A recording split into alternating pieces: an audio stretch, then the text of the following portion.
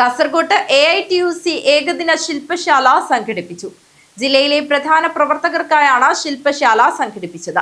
സംസ്ഥാന president TJ Angelos ഉദ്ഘാടനം ചെയ്തു.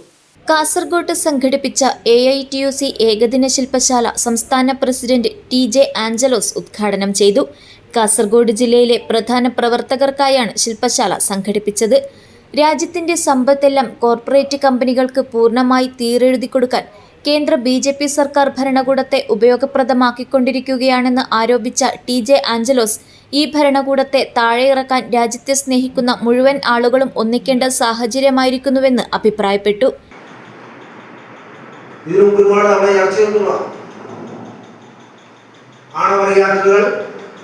വിദേശ കമ്പനികൾ കൊണ്ടുവന്ന് നമ്മുടെ രാജ്യത്ത് അത് പ്രവർത്തനം നടത്തിയാൽ അതിനകത്തുനിന്ന് അപകടം ഉണ്ടായാൽ ആണവ റിയാക്ടറുകൾക്ക് അപകടം ഉണ്ടാകുമല്ലോ.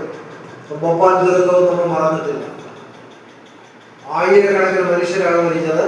ഒരു നഷ്ടപരിഹാരവും കിട്ടില്ല. വിദേശ കമ്പനിയായിരുന്നു, യൂണിയൻ കാർബൈഡ് എന്ന് പറയുന്ന വിദേശ കമ്പനിയായിരുന്നു. ഒരു നഷ്ടപരിഹാരവും കിട്ടിയില്ല. അവർ ഇന്ത്യ രാജ്യത്തുനിന്ന് കെട്ടിയെടുക്കുകയാണ്. അപ്പൊ വിദേശ രാജ്യത്തുനിന്ന് വിദേശ കമ്പനികൾ കൊണ്ടുവരുന്ന ആണവ റിയാക്ടറുകളിൽ നിന്ന് ചോർച്ചയുണ്ടായി അപകടം ഉണ്ടായാൽ അതിന് നഷ്ടപരിഹാരം കൊടുക്കേണ്ടവരാണ്. 2010 നിയമമാണ്.